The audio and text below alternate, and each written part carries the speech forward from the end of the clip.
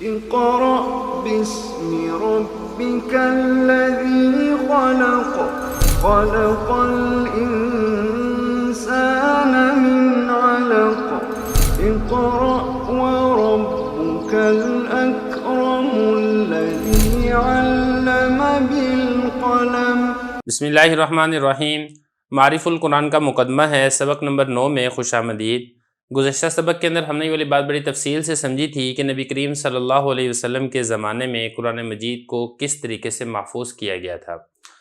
آج کے سبق کے اندر ہم یہ سمجھیں گے کہ حضرت ابوبکر صدیق رضی اللہ عنہ اور اسی طریقے سے حضرت عمر فاروق رضی اللہ عنہ کے دور کے اندر قرآن مجید کی حفاظت اور جمع و ترتیب کا کام کس طرح سر انجام پایا گیا ہے۔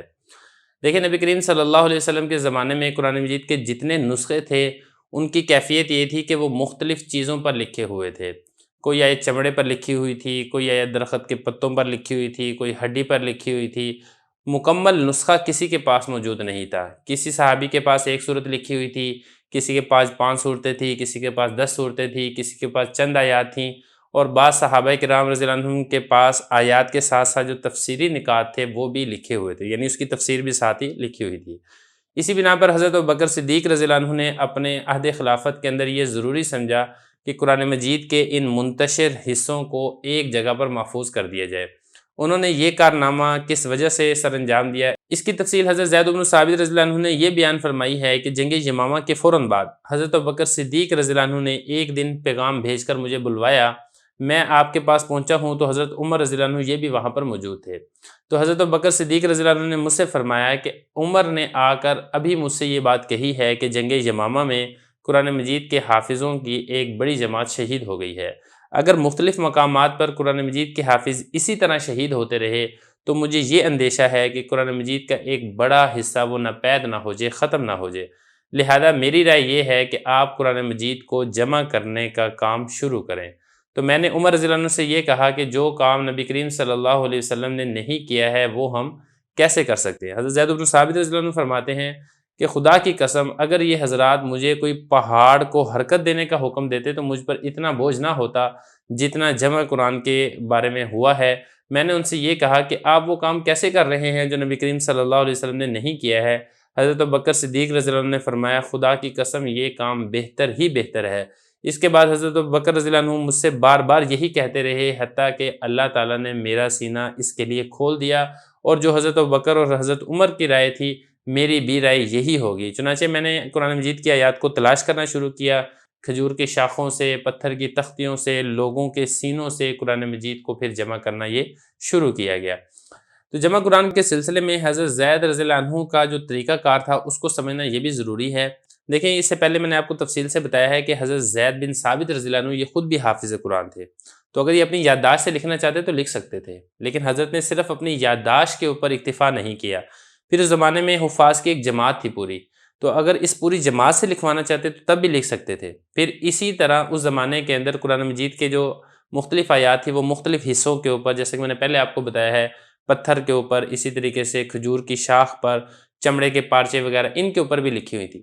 تو حضرت زید رضی اللہ عنہ نے طریقہ کار یہ اختیار کیا کہ یہ جو تمام ذرائع تھے ان سب ذرائع کو جمع کیا، اور ان سب ذرائع کو جمع کرنے کے بعد پھر ان پر گواہی لی، تحریری گواہی بھی لی، زبانی گواہی بھی لی، اور پھر اس جو نسخہ تھا اس کو تیار کیا گیا۔ اس کے علاوہ نبی کریم صلی اللہ علیہ وسلم نے قرآن مجید کی جو آیات اپنی نگرانی میں لکھوائی تھی وہ مختلف صحابہ کرام رضی اللہ عنہم کے پاس محفوظ تھی۔ حضرت زید رضی اللہ عنہ نے ان سب کو ایک جگہ پر جمع کیا تاکہ جو نیا نسخہ ہے وہ اسی سے ہی نقل کیا جائے۔ پھر ایک اعلان کیا گیا، ایک اعلان عام کیا گیا کہ جس شخص کے پاس بھی قرآن مجید کی جتنی آیات لکھی ہوئی موجود ہیں وہ حضرت زید رضی اللہ عنہ کے پاس لے آئے۔ چنانچہ جب کوئی شخص حضرت زید رضی اللہ عنہ کے پاس قرآن مجید کی آیت لے کر آتا تو وہ 4 طریقوں سے اس کی تصدیق کیا کرتے تھے۔ 4 طریقے کون سے تھے؟ سب سے پہلے تو وہ اپنی یادداشت سے تصدیق کیا کرتے تھے، کیونکہ خود بھی حافظ قرآن تھے تو ان کو پتہ چل جاتا تھا کہ واقعی آیت ہے یا پھر آیت نہیں ہے۔ پھر حضرت عمر رضی اللہ عنہ یہ بھی حافظ قرآن تھے، یہ دوسرا طریقہ تھا۔ اور روایات سے یہ بھی ثابت ہے کہ حضرت ابوبکر صدیق رضی اللہ عنہ نے اس کام کو، یعنی قرآن مجید کو جمع کرنے میں حضرت عمر رضی اللہ عنہ ان کو بھی حضرت زید کے ساتھ لگا دیا تھا۔ جب کوئی شخص کوئی آیت لے کر آتا تھا تو حضرت زید رضی اللہ عنہ اور حضرت عمر رضی اللہ عنہ مشترکہ طور پر اس آیت کو وصول کیا کرتے تھے، تو حضرت عمر رضی اللہ عنہ وہ بھی اپنی یادداشت سے اس کی تصدیق کر لیا کرتے تھے۔ دو طریقے ہو گئے۔ نمبر 3، تیسرا یہ تھا کہ کوئی لکھی ہوئی آیت اس وقت تک قبول نہیں کی جاتی تھی جب تک دو قابل اعتبار گواہ اس بات کی گواہی نہ دے دیں کہ یہ والی آیت نبی کریم صلی اللہ علیہ وسلم کے سامنے لکھی گئی تھی۔ یہ 3 طریقے۔ نمبر 4، اس کے بعد ان لکھی ہوئی آیات کا موازنہ اس مجموعے کے ساتھ کیا جاتا تھا جو مختلف صحابہ کرام نے اپنی ذاتی طور پہ خود جمع کیے ہوئے تھے، جو کہ نبی کریم صلی اللہ علیہ وسلم نے ان کو نہیں لکھوایا تھا۔ تو یہ 4 طریقے تھے جس طریقے سے قرآن مجید کی آیات کو وصول کیا جاتا تھا۔ حضرت ابوبکر صدیق رضی اللہ عنہ کے زمانے میں جمع قرآن کا یہ طریقہ کار ذہن میں رہے تو پھر حضرت زید بن ثابت رضی اللہ عنہ کا ایک فرمان ہے، اس کا مطلب اچھے طریقے سے سمجھ آ سکتا ہے۔ سورہ براء کی آخری آیت ہے لَقَدْ جَاءَكُمْ رَسُولٌ مِّنْ أَنفُسِكُمْ۔ یہ اس کے بارے میں حضرت زید رضی اللہ عنہ فرماتے ہیں کہ مجھے یہ صرف ابو خزیمہ رضی اللہ عنہ کے پاس سے ملی، ان کے علاوہ کسی اور کے پاس سے مجھے یہ والی آیات نہیں ملی۔